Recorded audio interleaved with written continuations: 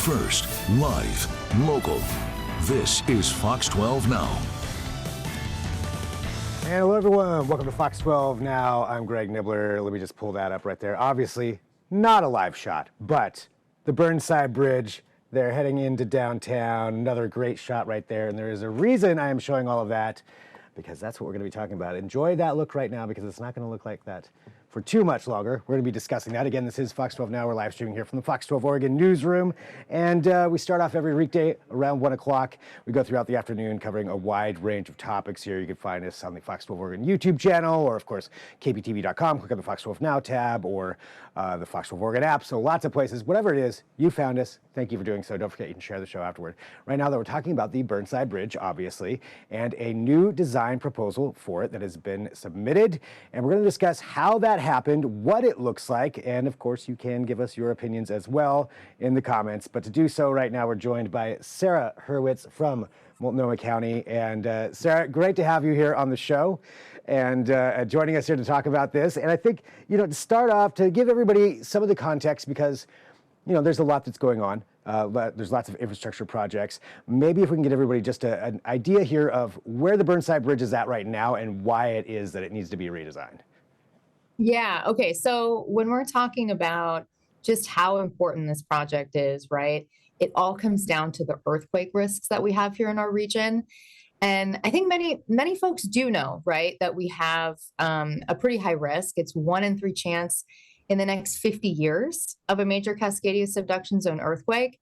But there are no bridges in downtown Portland right now that would be immediately usable.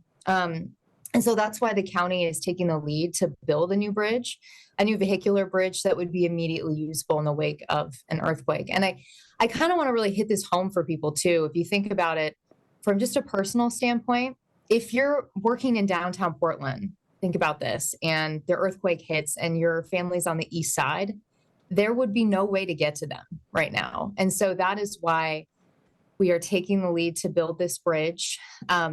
And I think a lot of people also ask, why Burnside? Like, why not another bridge? And the Burnside, it stretches far west and east, all across the metro area. And so that's why it was identified as the bridge to replace. And it's also identified as a lifeline, a critical lifeline route. So first responders would be able to get to those who need help in the wake of a disaster. And then, you think about the recovery. I mean, it's going to take a lot for us to recover. And just having a bridge that we can immediately use to get goods across, different types of things to rebuild.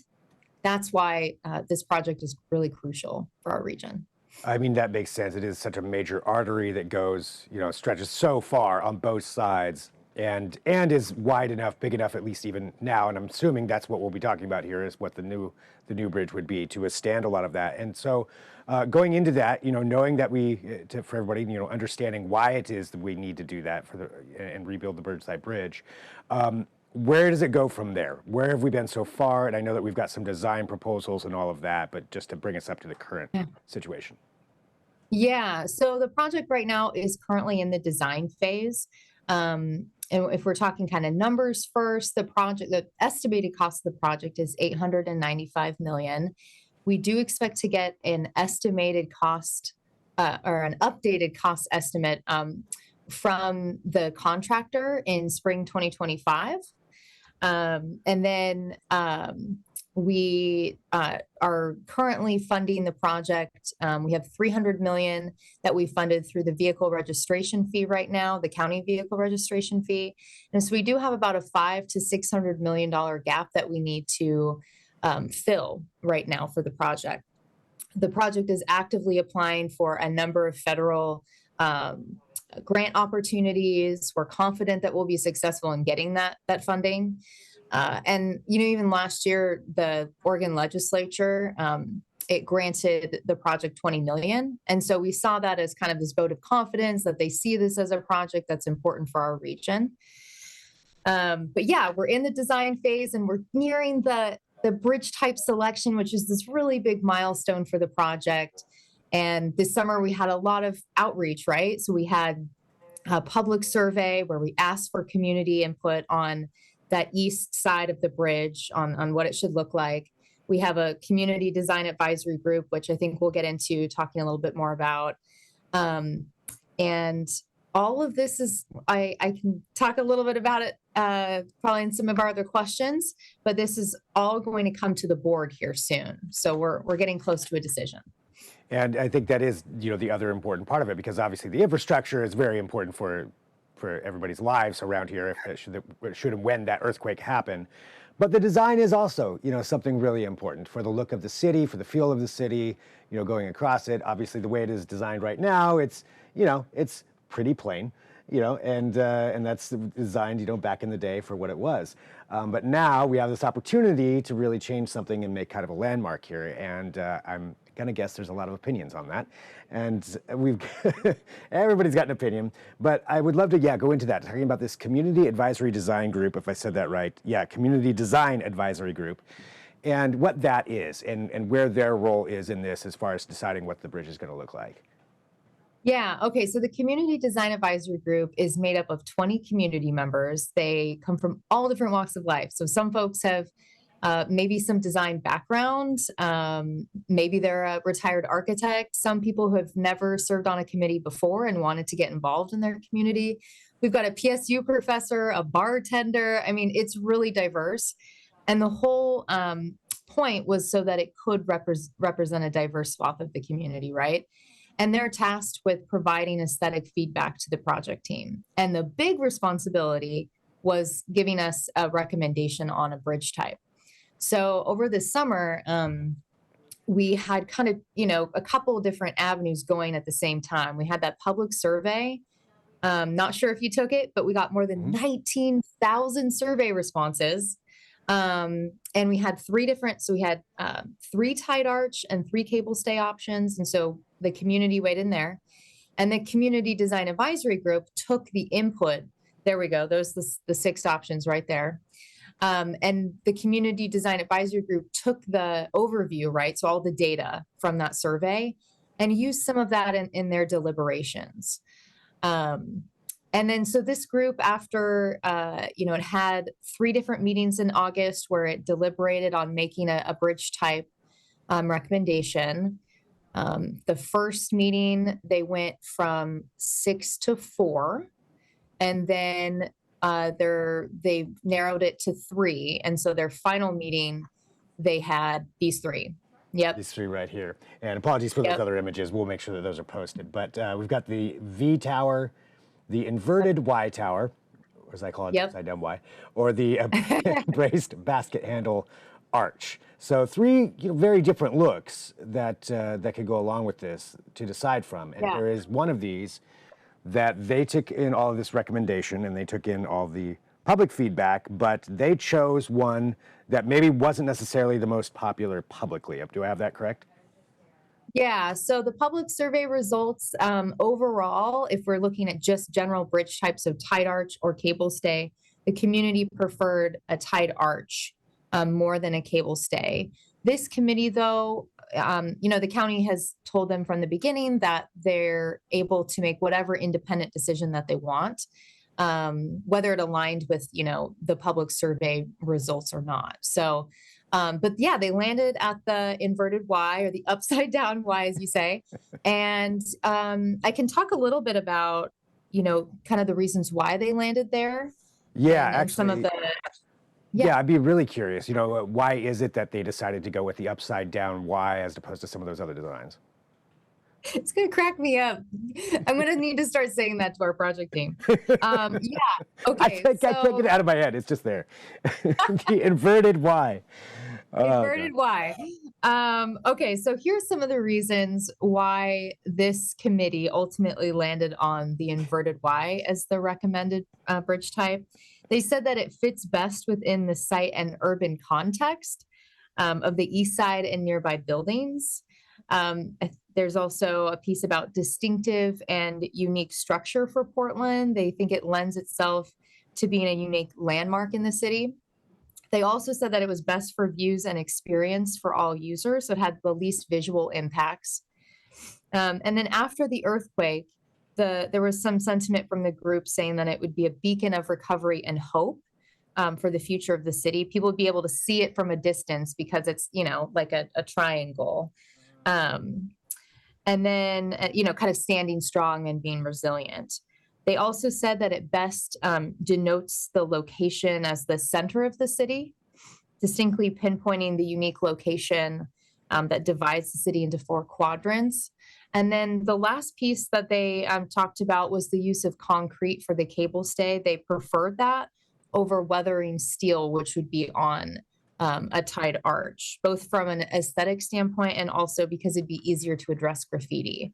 So those are some of the reasons and what they kind of deliberated about as they came to a recommendation.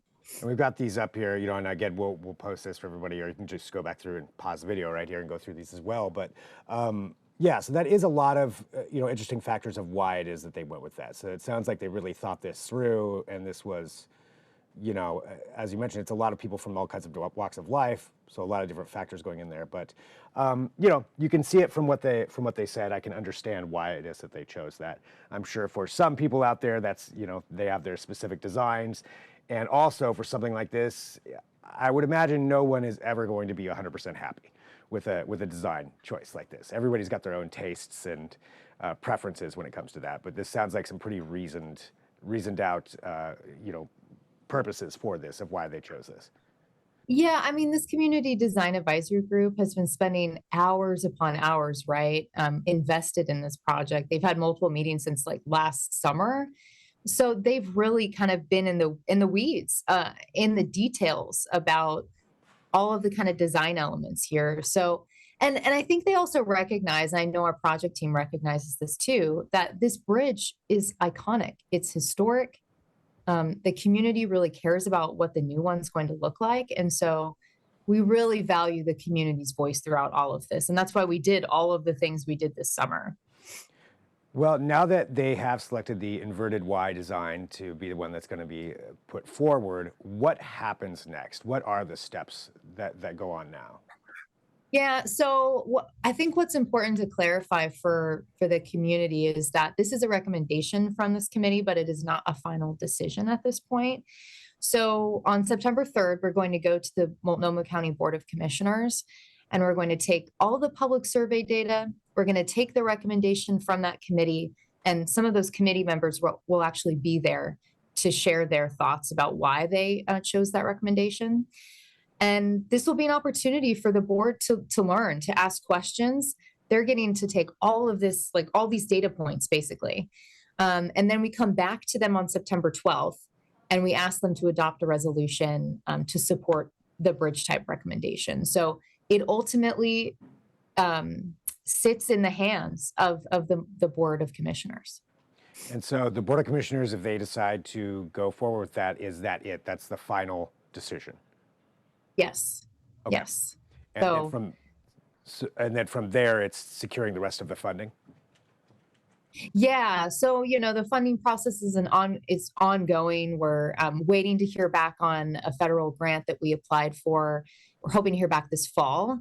So, I don't know if I mentioned this, but it is typical of infrastructure projects of this size to not have all the funding at this phase in the project. So we just keep going, right? We keep plugging away with what we have to do to get the job done and to be ready to build the bridge. I mean, we're not too far away, which we could get into about, construction impacts and things like that.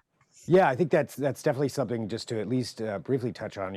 Once we get through this design phase, we get through that, how soon could we see construction begin, and what would that look like for the community as a whole? Yeah, we are not far away. So as early as 2026, we could see improvements to detour routes. And these are specifically for bike and pedestrians. So we're working right now with the city of Portland to kind of confirm what those routes will actually be. But these are sidewalk improvements, things like that, making it so that folks who typically might use the Burnside would have a different way of getting around town. And then in 2027, as early as 2027, we would start demolition and construction of the bridge. That would mark the start of the 5-year closure. And I know a lot of folks go, why 5 years? Wow, that's a really long time. 5 years. So we have what is called an in-water work window. The Department of Fish and Wildlife, they set these kind of windows of when you can actually work in the water so that we don't disrupt fish and wildlife. And so that's a big part of why it takes so long. That makes sense, yeah, because there's I imagine a lot that needs to be done underwater there, and if there are certain windows, then that delays that before you can move on with the rest of the project. And certainly something that we can have another segment on, I think, at some point too, is just talking about that side of things once it starts going. But anything else that you think is important for the public to know just about this part? You've explained a lot right now that I think will clarify a lot of things for people. But is there anything else that you think is important to know just about this design process? Yeah, I mean, I think just know that coming to this point in the project is a really big milestone. It's a point of celebration. Choosing the bridge type is monumental. And so now we know what the east side, will look like in just a couple of weeks. So just I want to express to the community that we're so thankful and appreciative of everyone participating. We know how much this bridge means to the community, and we'll just keep charging on with the project. All right. Well, Sarah, thank you very much for joining me here today. I really appreciate it, to walk through all of this and give us some of those nuances and understanding of how it is that this process works and where we're at. And again, for everybody, there we go. So that is the proposed design. That's one of the images right there of what that Burnside Bridge could be looking like here, maybe in just a few years too, not that far out. Sarah, thank you very much for joining me. I really, really appreciate it. Thanks so much for having me. You bet. And for everybody who is watching live too, this is Fox 12 Now. We're here every weekday starting at 1 p.m. going throughout the afternoon. And we're going to take a quick break. If you're watching live, we'll be back in less than 10 minutes at about 2 p.m. We're going to switch gears and talk about something else that was a staple of Portland for a long time, and that is the Organ Grinder restaurant. I'm sure there's a lot of people out there who remember it was out on Southeast 82nd Avenue. It was here for 20 plus years. And now there's a documentary that's being made about it. So we're going to have the filmmaker joining us to talk about the Organ Grinder. If you don't know what it was, it's pretty wild. So we're going to discuss that, give the history of it, and what goes into making a documentary about this place on 82nd Avenue. So that's coming up in just a few. You can find me, obviously, whatever platform you're on right now, but in case you're on a different one, we are on the Fox 12 Oregon YouTube channel. We're on the Fox 12 Oregon app. We're on the website. Plenty of places to find it and share the show afterward. But we'll take a break right now. I'll be back soon. I'm Greg Nibbler. This is Fox 12 Now.